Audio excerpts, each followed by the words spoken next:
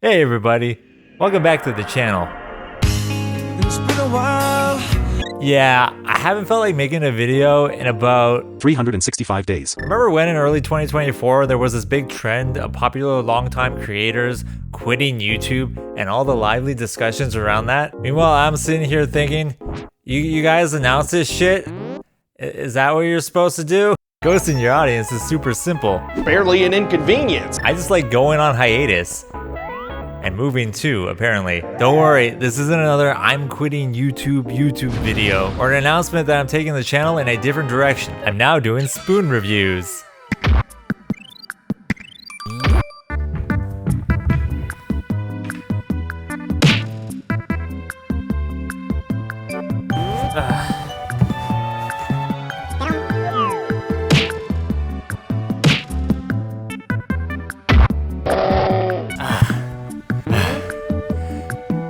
This is not a good spoon.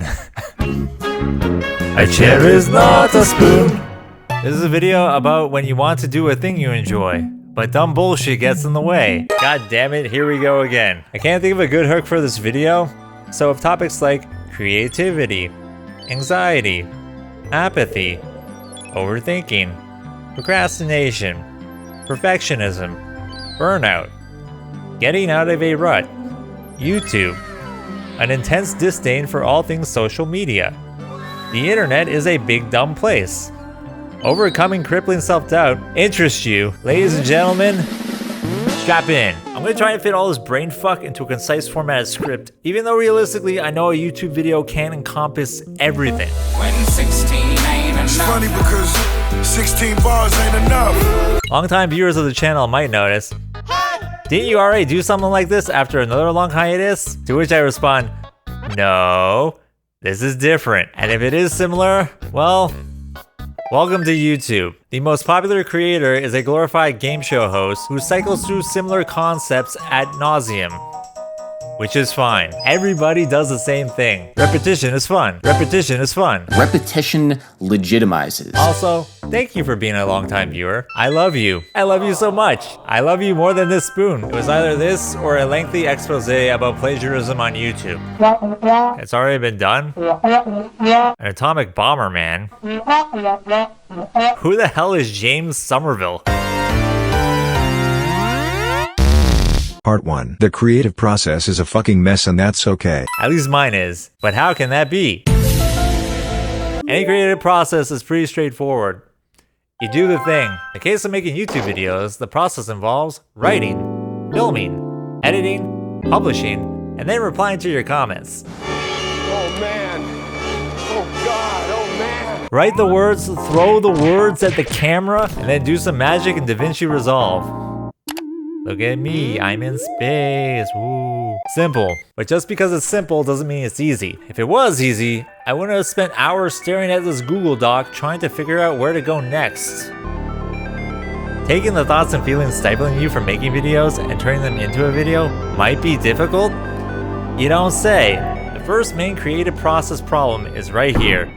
It's overthinking. I've already found myself in quite the pickle. Solving any internal conflict involves figuring out how your brain works, both logically and emotionally. In essence, the why behind which parts of the process are giving you guff, recognizing problem areas for you specifically, and adjusting accordingly. This is challenging because I'm trying to solve my overthinking by explaining my overthinking in a way that has me overthinking everything.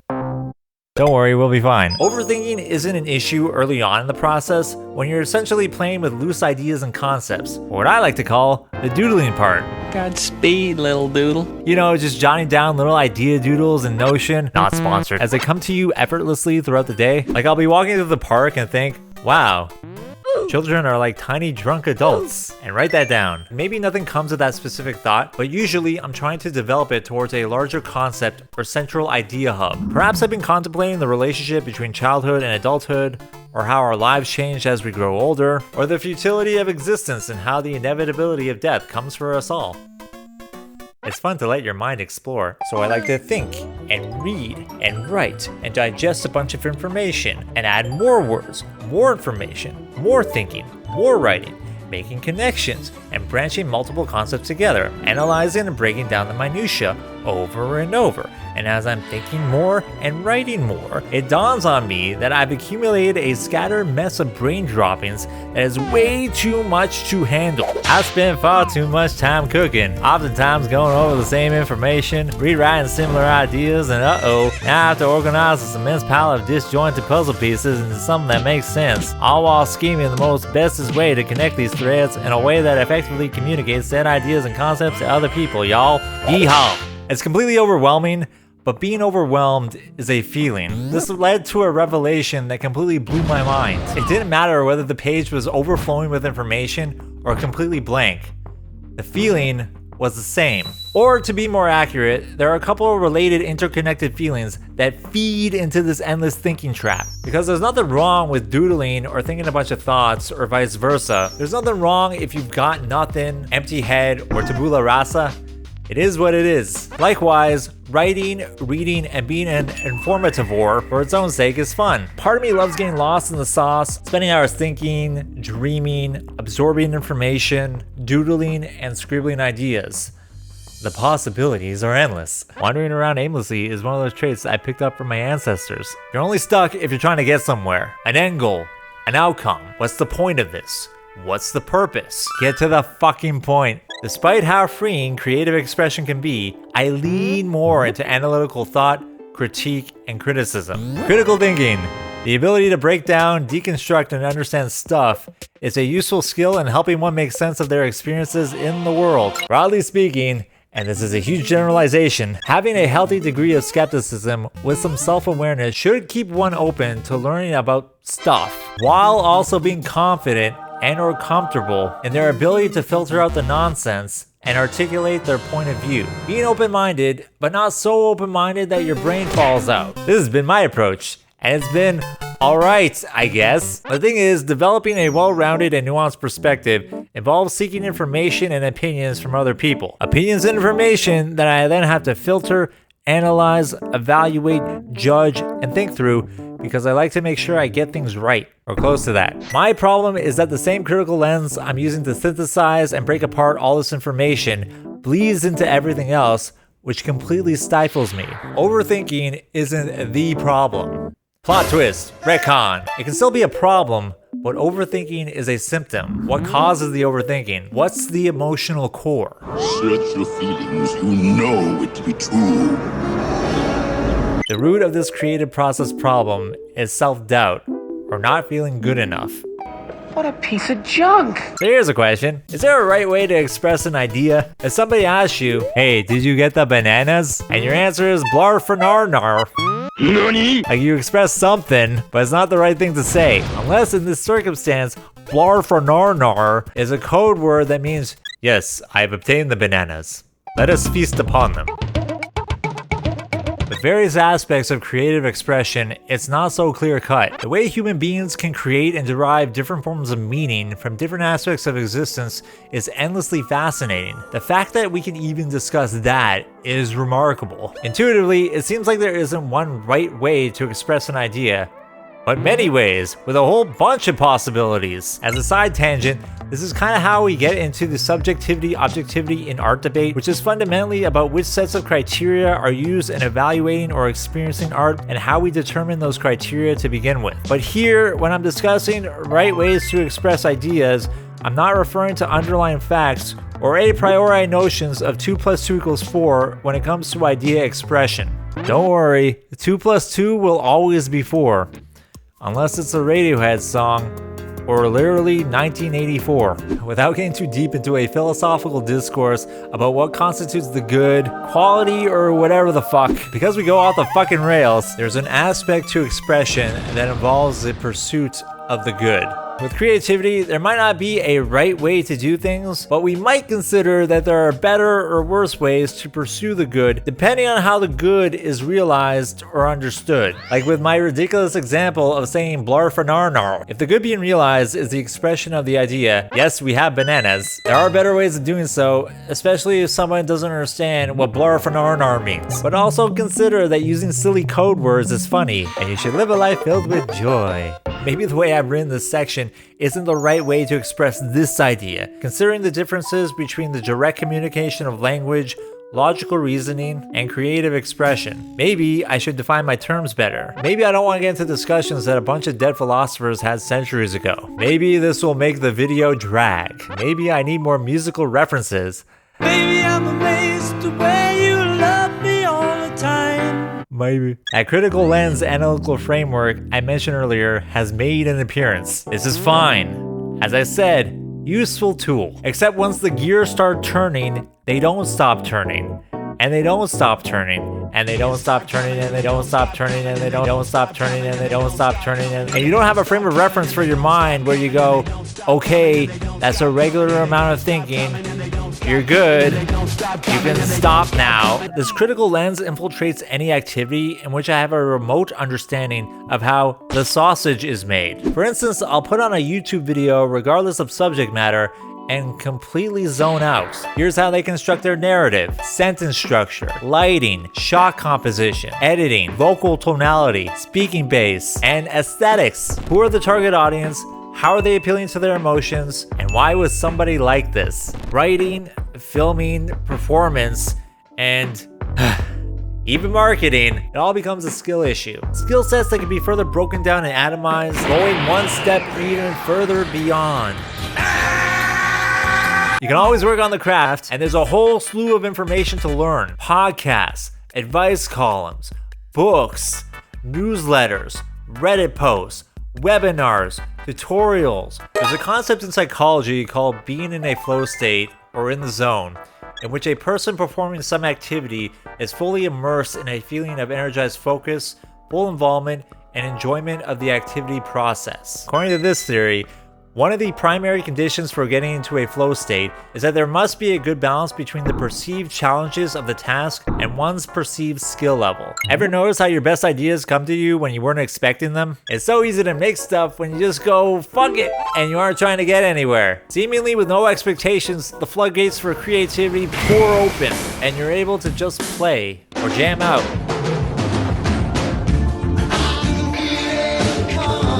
In this place, developing your craft comes naturally from an innate desire to learn and grow. You're curious. This is interesting.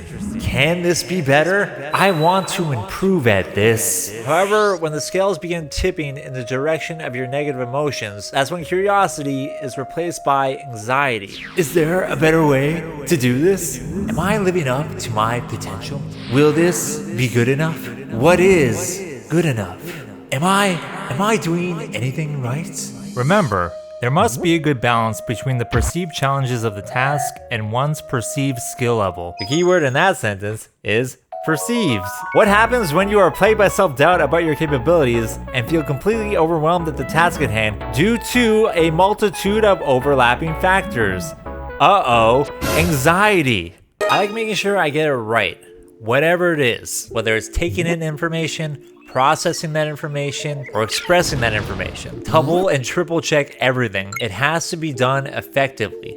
It has to be done right. Except I don't know if I'm doing it right. I don't even know what right means. Trying to alleviate that feeling throws me into this overthinking, writing, information accumulation loop, except it has the opposite effect, with the overthinking, writing, information accumulation growing larger and larger until it becomes overwhelming. Any attempt to dive into this information is met by the analytical, hypercritical brain trying to organize and craft it right or make it better, while also not knowing if it's doing the crafting right or even if it can craft anything at all because it's so overwhelming to begin with, so the loop continues forever. It's paralysis by analysis.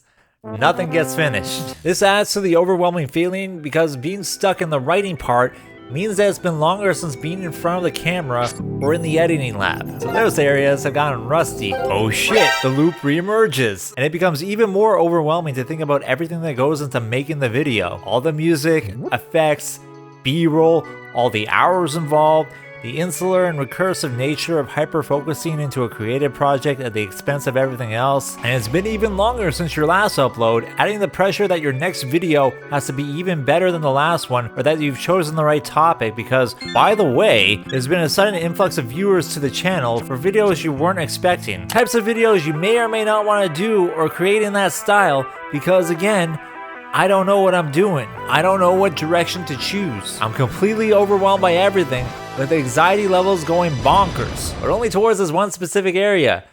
YouTube. I'm fine otherwise, except this one specific area I'm avoiding happens to be an activity that brings creative fulfillment and a sense of purpose, which is incredibly frustrating because I'm not doing something I want to be doing. It's remarkable how we mindfuck ourselves out of joy. Anxiety is the result of this mental emotional chain I've identified. So let me lay it out. Doubt fuels overthinking, which leads to feeling overwhelmed, and all that creates anxiety. Those pesky emotions thrust the brain into overdrive, effectively overclocking the CPU, slowing me down in each area, either through overthinking or avoiding everything altogether. Toss on top varying degrees of being alive general life anxiety, and behold, a self-reinforcing internal fuck shit system that has turned the creative process into a complete mess. I am overwhelmed by the process and worried about outcomes. This is the reason I get stuck. I'm my own worst critic. It stinks. It stinks. It stinks. Yes, Mr. Sherman, everything stinks. But anxiety is one side of the equation, the other side being apathy. If I'm using the computer analogy, anxiety overheats the CPU and apathy cools it down. I just stop caring altogether. It's not an active, yeah, I'm not gonna let anything bother me. I'm a stoic stigma badass, baby. It's like an automatic Thanos snap defense mechanism. And the problem is, it's hard to get the motor going again. Even harder trying to make a video about anxiety and apathy when you are anxious and apathetic about it. Being both anxious and apathetic seems contradictory, but who wouldn't be human without a bit of inconsistency? It's irritating when you're caught between caring too much or not at all about one specific activity. I'm on this side of the flowchart and I can't get over here. To be clear, this isn't depression or ADHD. I don't have ADHD. My editing style does. While these mental health issues come with their own sets of problems and solutions, when your issues are mental health-ish, but sort of, but not really, it's hard to pinpoint down what ails you and how to remedy that. I don't have depression, but many things don't interest me, including things I've cared about before. I don't have ADHD. I am just bad at organizing shit without a clear motivated goal. It's alarming when you lose interest in something you care about or can't find the drive to do the thing, no matter how much you plan, organize, or try to execute. There's so much information everywhere, so figuring out if what you're experiencing is normal or if you're going through a phase or what have you is troublesome. For instance, the other day after doing a workout in the morning, the weather was nice, so I took a long bike ride along the I stopped to stroll around and take in the scenery at the It was very hot out, so I got some chocolate cinnamon gelato goodness at the Gelato Company Incorporated. And then I went home and I cooked this Vietnamese pork bowl recipe. Shit's the bomb. 1, 2, 3, 4, 5 stars. I prefer with ground turkey or chicken, which is dirt cheap and will last you for a few days. Slap that mama on some rice, steam some veg, stick it all in a bowl, and you're in Vietnamese heaven. You can even eat it with a spoon. It's important to check in with your overall life context, because when I do it, I can tell that I haven't stopped enjoying life, even the challenging aspects. Of course, it's unrealistic to be in a perpetual state of joy, but there's enough of it to where I go, I'm fine. It's everything related to YouTube and the online world I've lost interest in, which is the bulk of my earlier content. It might be a millennial thing. Social media, basically. Twitter, no. Instagram, no. And don't get me started on the infinite scrolling brain rot that is TikTok. Many months ago, I stopped using all of them. And then on YouTube, I got bored with all the content, so I unsubscribed from every single YouTube channel and have sporadically been on the site since then. YouTube just doesn't have the juice. The internet as a whole has kind of lost the juice. Internet, the #1 place to complain about the internet. And you can make money doing it. But if I'm being honest, this apathy has less to do with the quality or the commercialization of content and more to do with the internal crap going on between the ears. It's not you, it's me. I mean, if you want another video discussing the state of the online world, there are plenty of those. How many goddamn videos complaining about YouTube do you need? Go outside. Trees are fun to look at. While being analytical and having a decent measure of skepticism is good, it's always made me feel a bit uneasy when approaching the world. A bit of humility should accompany the realization that you don't know everything, you've been wrong before, and you could be wrong now. The ultimate mindfuck is, what if I'm wrong about this too? What I just said, YouTube, my mindset, everything. I could be wrong. There could be a better way of doing this. It's like doing a math problem where there is no right answer and getting sad about the arithmetic. How are you supposed to solve for yourself? During my adult life, I've leaned heavily into my analytical side, but I value creativity more. I like doing critique and analysis, but I feel like it can be an endless loop where everyone's a critic and it's easy to criticize. Meanwhile, making something from nothing and having the chutzpah to put it out there is way more important. Seriously, if people didn't make shit, most of y'all wouldn't have an online career. But that's the fun of it, right? I love breaking down creative works. Here's how that's functioning. Here are the components.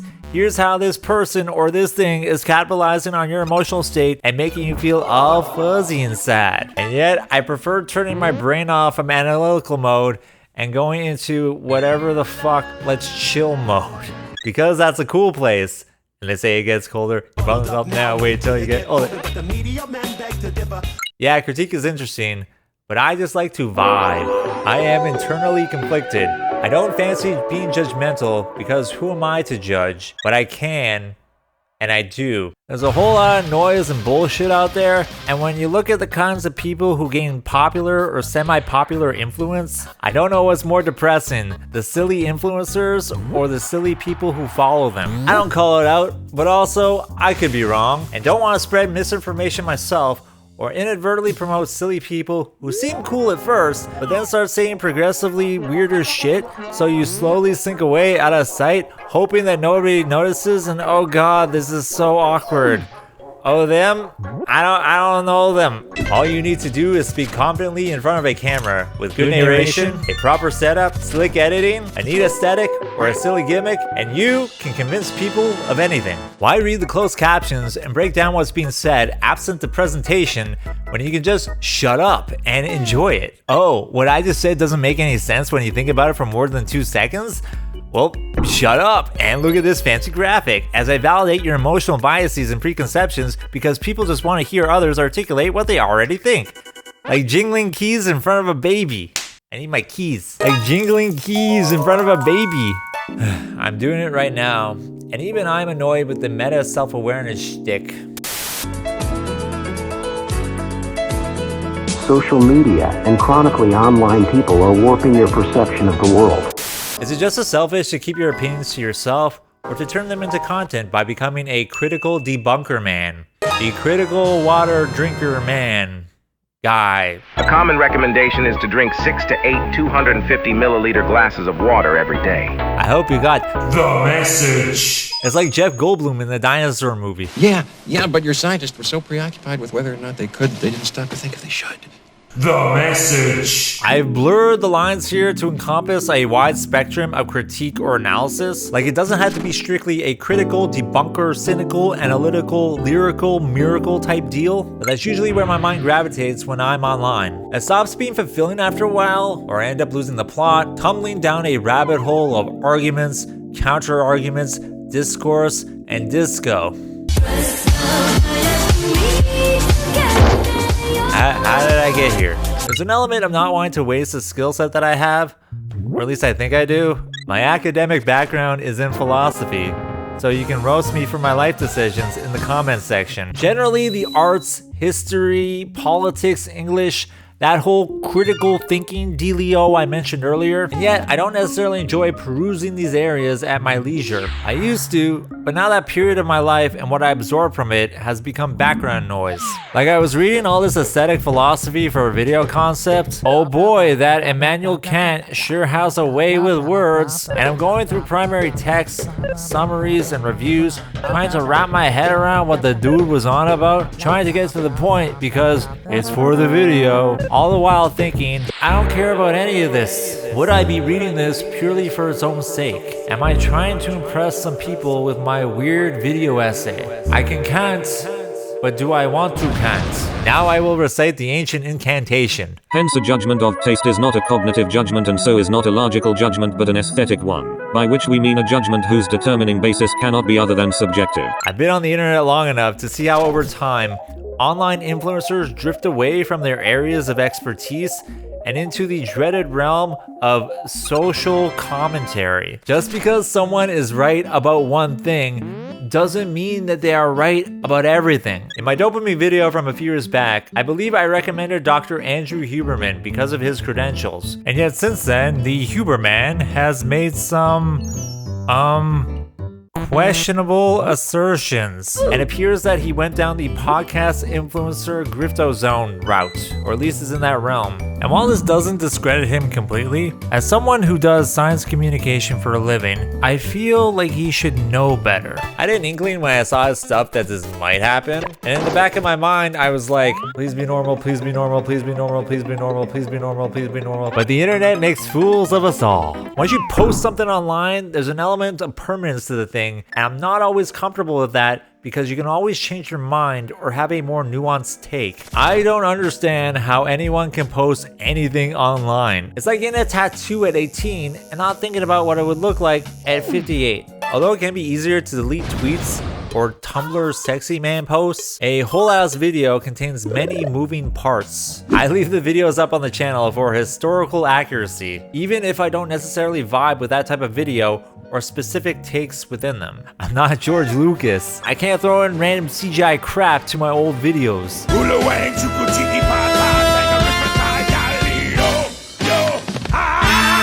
My hot take is that I really like Jedi rocks. I don't know why. In my React content video, I was probably less charitable to Dark Viper AU's position on the React meta. I did not Iron Man his arguments. Since then, he's made a whole ass video series fleshing out his positions, but I don't care enough to revisit the topic. In my defense, the man's a little obsessed. If we all loved our fellow humans as much as Dark Viper AU cared about this issue, there would be world peace. Maybe I lose the plot because there's an element of cringing at your past or wanting to clarify certain things, hence the over-explaining. In my TikTok Manosphere video, in the section with Chris Williamson, I was trying to make a point about how the on-ramp of personal development advice into that content zone can expose one to a cross-pollination of different influencers who may have questionable beliefs that could become amenable to that impressionable person seeking out guidance in the first place. It may have come across as doing a little guilt by association. Nothing personal against Mr. CW, I was merely describing a phenomenon that exists regardless of personal belief or political affiliation. All this shit goes through my mind when making a video, and it contributes to that feeling of maybe I'm wrong about everything, or maybe I don't have enough to say. Maybe I don't feel strongly about a lot of issues, and if I do, I don't want to be a smug asshole about it. Like, it blows my mind how Taylor Swift has become the god emperor of white women pop stars when Carly Rae Jepsen is right there.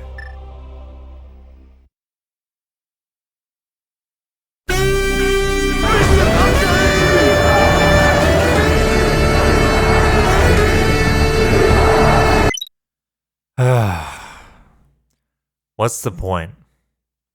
It won't be good enough. I have nothing to say. This is why I make videos the way I do. I feel like if I don't separate myself from everyone else, I'll be just like everyone else, or worse. If I attempt to make something like everyone else, I won't be able to pull it off. At least if I make a weird video, I can say, oh, it's weird, of course nobody liked it. But if I actually try and make something on par with what others perceive as good, and fail, what does that say about me? People tend to comment on my videos, oh my god, wow, the editing, wow! While I do appreciate that, to be frank, my motivation has less to do with ADHD, which I don't have, and is more motivated by insecurity with the ideas and execution. It's like when you get nervous and speak really fast in a conversation. Speak faster in a conversation. Faster, in a conversation. I feel like if I don't do the retention things, people will get bored and leave. And while I do get a kick out of editing this way, and it does come from a pure desire to make entertainment, I often question why exactly I edit this way, or why am I writing this way? If I don't do big concepts or areas people are interested in, would anyone watch? It's the same reason why I don't trust myself enough when it comes to structuring the video. Having to say, this is what the video is about. In this essay, I will argue, rather than doing something different and attempt to appeal to whomever, because this platform runs on recommendations, clickable thumbnails, the first 30 seconds, and cumulative watch time. time? Am I sprinkling the scripts with little hooks and generating enough curiosity to keep the viewers watching? Or has an awareness of the YouTube sausage assembly created an internalized filter that's crushed any enjoyment of the platform? Click the like button. Look at it flash. I feel like I have to create unique stuff that's both different and simultaneously better than anything else. If someone else has already said their piece about a topic or in their style, that already exists. So why do I need to make my own thing? And this feeling clashes with the sentiment that there is nothing new under the sun, everything is a remix of something else, and fuck it. I have opinions about the world. However, when I find my opinions are expressed by someone, I think, what's the point of expressing it myself? While simultaneously recognizing that it feels validating to have this shared opinion being expressed by someone else. So by that logic, it would be good to express my opinions, right? And then I wonder what makes my opinions my opinions.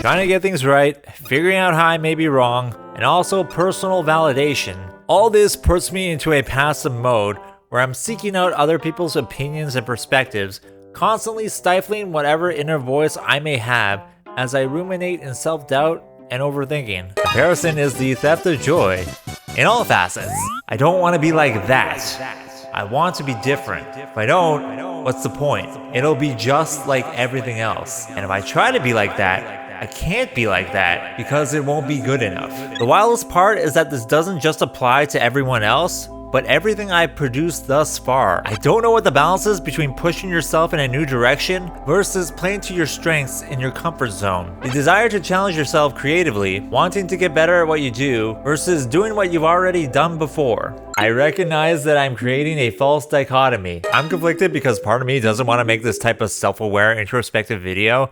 Another part of me is like, this is who you are. This is the honest expression of yourself. Why can't I be normal and make normal content about normal things like Nintendo or Pokemon or One Piece? I watched all of One Piece, by the way. It's really good.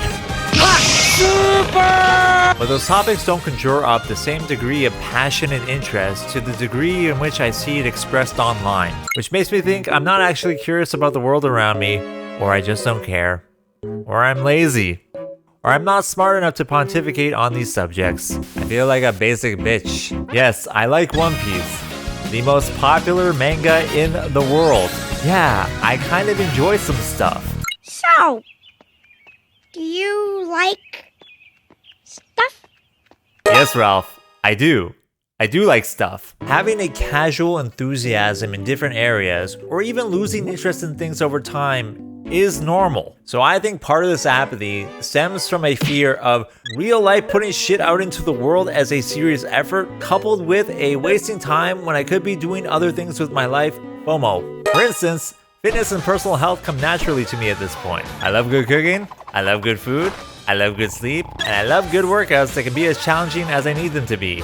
Me like pick up heavy things. I am totally cool with it being a casual interest. But if I had to become a professional fitness guru, influencer, bodybuilder man, then I don't know if I would enjoy that, or even if I could do that. And what if I could, and I'm FOMO, oh no, missing out on all these cool opportunities, or not reaching my true potential. In a similar vein, I relish in the challenge of making content, but I don't know if it's good enough, or if I could be better if I apply myself in XYZ direction, not Q direction. Ain't doing that shit. So I get caught in thinking that I'm wasting my time because I could be putting more effort into the activity I'm doing right now, or I could do literally anything else instead. And it's kind of hard to stay immersed with what you're doing if you're thinking about everything else you could be doing instead. Like, I think this is the reason I stopped enjoying YouTube as much, because why should I spend my time sitting there watching content when I could be going outside? And having a life IRL is pretty dope actually. But then I realized that I'm applying this logic to literally everything, and oh my god, I'm overthinking everything. Again. Overthinking and overanalyzing everything is strangely comforting because you don't take any action, literally while you are doing it, but also because of the apathy CPU cooldown that prevents any action in the first place. So in that sense, becoming apathetic about it all is sort of a defense mechanism, not only as a means of ego protection, but also as a response to fear. You know, the fear of not being good enough, the fear over, is this the best I can do? Fear over running out of ideas, running out of things to say. Will an audience even enjoy this? Who would watch this? Fears over becoming stagnant or boring, or being stuck doing the same things over and over, repeating the same mistakes over and over. Fear by Kendrick Lamar, Cape Fear by Martin Scorsese, Cape Fear by The Simpsons. I beat your ass. I beat your ass. I beat your ass. So the solution is simple, right? Stop thinking so hard and believe in yourself. But just because it's simple doesn't mean it's easy. If it was easy, this video wouldn't exist. Would I in my present form exist?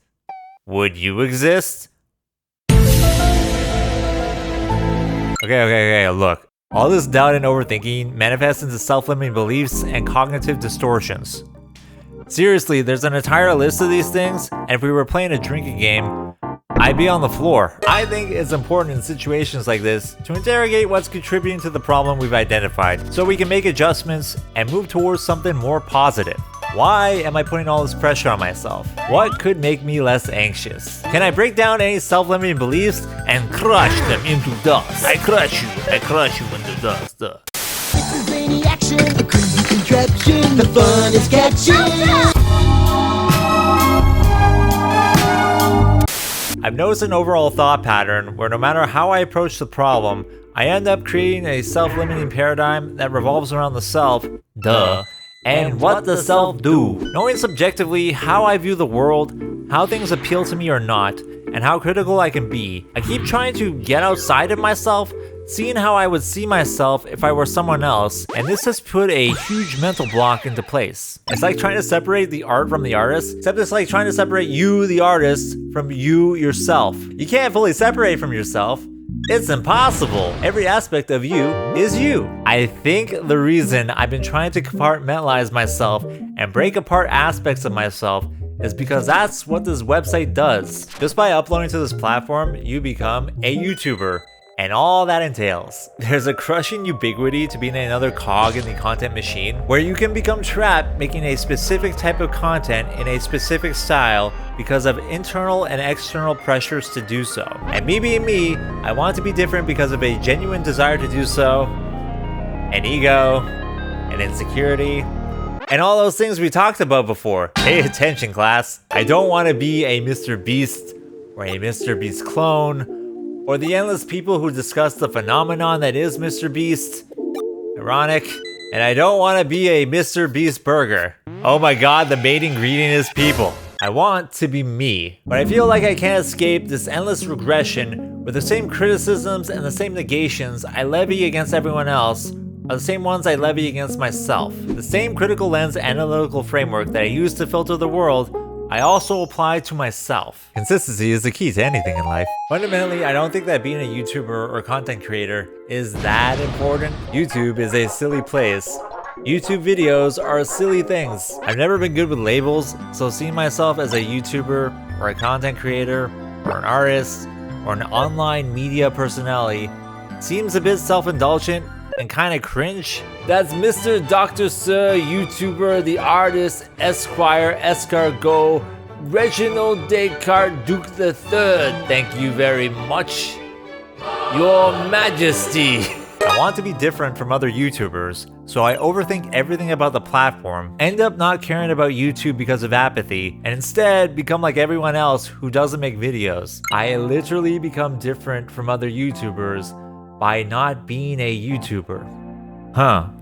Ain't that some shit? But here's the kicker. I like making videos. I like being Mr. Dr. Sir YouTuber. I like it because it's a creative outlet. It's become my favorite creative outlet and a means for self-expression. And it's so fucking frustrating because I'm not doing a thing I want to be doing because of all these internal walls I built up inside my head. I don't think YouTube is that important, but it is.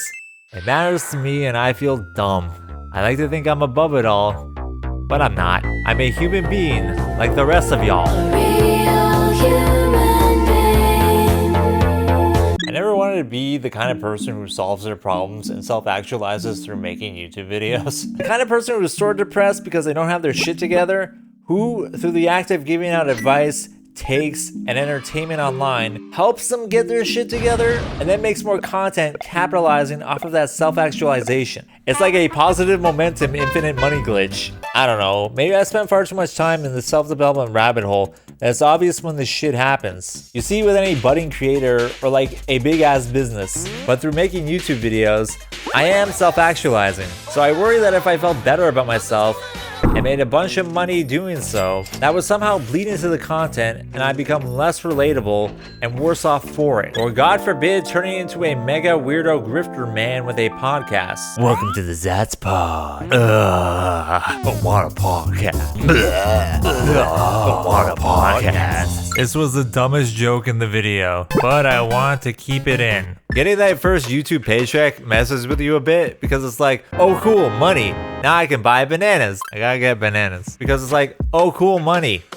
Now I can buy bananas. But oh no, here's another variable to measure input versus output within an activity I enjoy. I'm worried about gaining an ego through this activity, but it's my ego and my mindset that's holding me back. My brain will make excuses not to generate anything, whether that's positive momentum with anything in life, or a mere goddamn video. I will think of every reason not to do something or rationalize why it's meaningless, both underselling and undercutting myself at every turn, thinking I don't deserve success, suffering from imposter syndrome, and feeling like I suck shit. I've internalized the bullying from my childhood and have become a terrible boss to myself. You, sir, are fired. I don't know. Sometimes it's like that. Sometimes you feel like you got nothing. Sometimes you feel like a failure. Sometimes you feel like hot shit. Sometimes you underestimate yourself. Sometimes you look at a list of cognitive distortions and realize you check off most of those boxes. Sometimes it's hard to do anything. I think that's normal. I think that's fine. Sometimes you need to take a good nap or some ice cream. Sometimes you need to take a moment. All this resistance creates the same sort of trap as an overthinking loop. If your problem is overthinking and you're trying to think your way out of the problem, you're gonna have a bad time. Likewise, I'm always looping back to some variation that generates a self-limiting paradigm. Basically, because of some negative reinforcement I had while growing up, my brain leads towards rejection, saying no, or making up any sort of rationale as to why I shouldn't do anything. It's an extension of skepticism and doubt, but on steroids, which contributes to overthinking, anxiety, and perfectionism. This is why I like to vibe and live in the land of vibes. The excuses and the reasoning are arbitrary because they lead to the same conclusion. The ends don't give a fuck about the means. Whether it's concerns over the types of videos on the channel, concerns over my brand, concerns over marketing or packaging, concerns over parasociality, concerns over being niched down, or concerns about conforming to YouTube standards. I can't make videos like that because I'm not like that and I want to make whatever I want. But that doesn't matter because your mind is going to invent a million different reasons why it won't be good enough, making the task impossible. It's just a YouTube video. It can be whatever. Why am I taking any of this so seriously? Why am I putting all this pressure on myself? I don't want to limit myself with it's just a YouTube video. So I put the bar way too high with what I want to do creatively, trying to make the best thing possible that I'm capable of, and end up limiting myself again. I worry so much about a creative plateau that I end up making nothing. I believe that's what the kids call a self-fulfilling prophecy. Maybe a creative plateau isn't the worst thing ever. Worrying about it is worse. The root concern is thinking that nobody will watch my stuff or be interested in what I have to say. I believe that's what the kids call a case of low self-esteem. What's fucked up about this is that I enjoy watching myself being a goofy goober, but it's as if my brain is fighting itself in contradictions and losing. I like me, yet I believe nobody else would, so why should I like me or care what I have to say in the first place? That's mental. There's a part of my brain that goes, this whole video is self-indulgent venting, in which you probably repeat the same core ideas over and over again.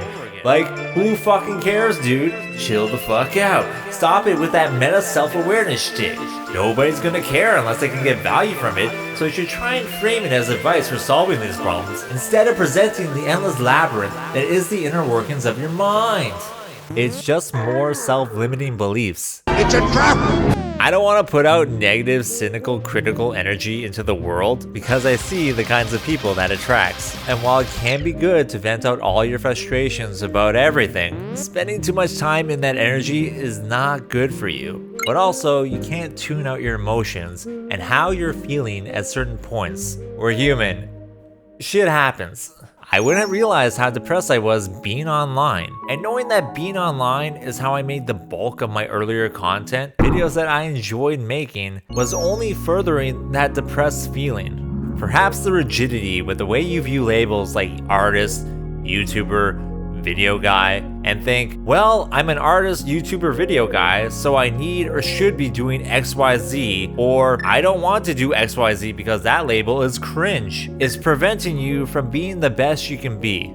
Perhaps the rigidity in trying to get it right or a perfectly crafted thing is preventing you from getting it right or crafting a thing. Maybe my YouTube doesn't have to be some grandiose statement about who I am or have some sort of impactful life purpose thingy. I'm never going to escape this fucking loop if I keep trying to protect, project, and perfect a self-image through the way I see myself, the things I create, and the world around me.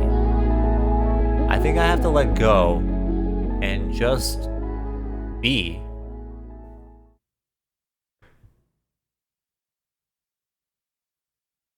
Beep, beep, beep, beep, beep, beep, beep. So that's essentially the first bit of advice. Remove any or all limitations on the way you see yourself, how you label yourself, or what you should need to be doing based on that. Just create the types of things you want to create. It can be critique, it can be vlogs, it can be lengthy video essays about obscure bread, it could be chill commentary, it could be streams, it could be spoon reviews, hell, it could even be YouTube shorts. There are a couple really good videos by Pony Smasher, the guy who directed Shazam, that I am ponies smashing together, where he says, I also think it's important to not overthink the things you create. Don't listen to the negative voices in your head. Just create. Create something that's really you. Because progress isn't always linear. There will be moments where what you're making is worse than what you made before, and it feels like you're going backwards. But that's okay. Even in those moments, you are learning things that might be useful later on, or you're learning what just doesn't work for you. Experience is never a waste. Those are his words, not mine. That's proper credit. I hope you're happy, Harry. I'm citing my sources, Harry. I'm citing my sources.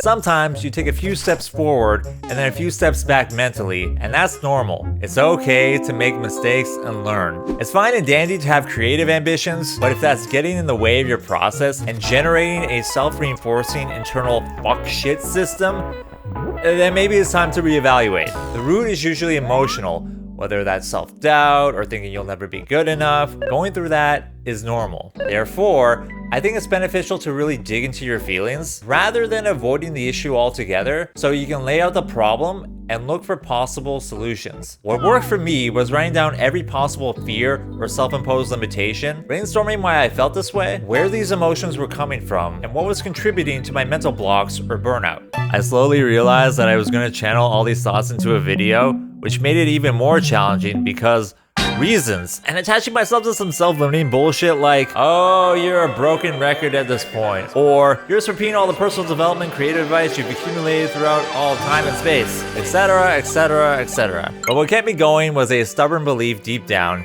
that if you keep trying and working towards something, everything works out eventually. I've done this before, I can do it again.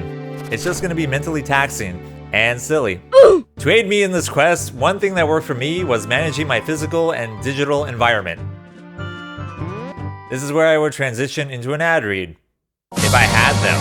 It's hard when you use the same space for working, entertainment, eating, sleeping, but I try to maintain some degree of separation between the different functions. I keep it simple, minimal, and decluttered. The main driver that's been helping with my mental clarity has been getting off the internet. Literally. I find that being online for more than an hour shakes up my brain like a spray can, leaving me feeling crappy and disjointed. Being already overwhelmed by this project and its surrounding thoughts didn't feel great, so I would overwhelm myself with even more noise to drown out my feelings while clogging up my brain hole with distractions and shit that made me mad. I didn't like that feeling, so I stopped being online until it was the very last thing of the day, and at that point, it didn't bother me as much. It's similar to eating crappy food and getting a stomach ache. That shit wasn't worth it. Forcing yourself to focus and confront your feelings without distractions is super cool. Deliberately an inconvenience. This is what's working for me right now. Aspects of my current routine might change. Who knows? My New Year's resolution was to stop all the pollution, talk too motherfucking much. I got my drink, I got my music, I say bitch don't kill my... There are no easy answers or right ways of doing things that will work for everyone. Take everything with a grain of salt, dare to be imperfect, and figure out what works best for you and what doesn't serve your interests. If you get too attached to a self-image or a worldview, you might miss out on certain aspects of yourself or the ebb and flow of life around you. For instance, I could keep going in an infinite overthinking regression going, well, that's wrong because that's wrong because that's wrong because that's wrong. Literally criticizing myself into oblivion, but that doesn't get me anywhere. It's an avoidance and procrastination tactic because I'm worried about the outcome not living up to some arbitrary standard I've set for myself. In Buddhism, there's this concept about not confusing the finger pointing to the moon as the moon. Basically, I get too caught up in fingering myself. Wait, I get obsessed with different systems and different ways to improve skills, craftsmanship, and getting it right that I lose sight of what it's pointing to. It's all these goddamn YouTube tutorial videos. They can be helpful if you utilize them for specific areas that you struggle with, and while it can be fun to improve your skills for its own sake, don't forget that original driver, having a thing to say, that push you in that direction. Otherwise, you'll end up in tutorial hell, or confusing the finger for the moon. There's no advice, no tutorial, no YouTube self-help productivity guru that will give you permission or validation to do the thing. You acknowledge what you're feeling and act anyway. Even when you reach a certain degree of competence with your craft, it's still a little bit scary because at the end of the day, there still has to be something you want to express. People think, wow, once I get to skill level 1000, then it will all click into place and be great. But maybe not. One can be technically proficient in something and vacuous in substance. Likewise, there are people less talented than you who are making it happen. Most of the time, you're seeking answers outside of yourself as if to give you the permission or validation to do the thing that you were going to do in the first place. So, cut off the noise and start. Create a structure that works for you. Aim for a deadline to get the ball rolling, or whatever gets the ball rolling. And if you have trouble finishing because of imposter syndrome or whatever, getting it to 80% is good enough because perfect isn't real. Lower the bar a bit. It's fine. If you want to do something, do it. What's the worst that can happen? Well, a whole lot apparently. Basically, taking action and moving towards something rather than avoidance. Making stuff is how I fight the fear and the apathy.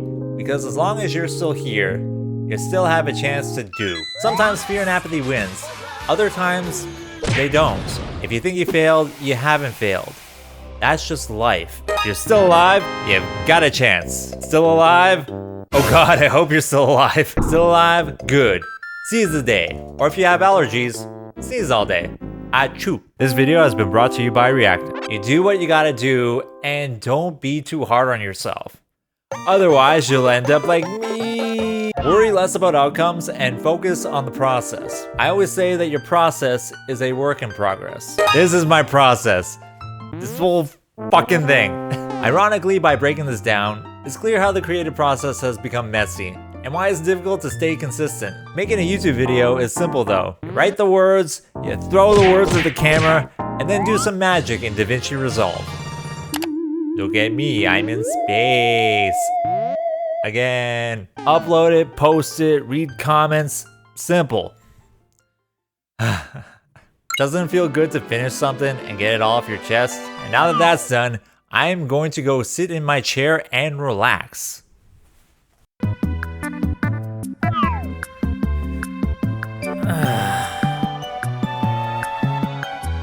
Huh?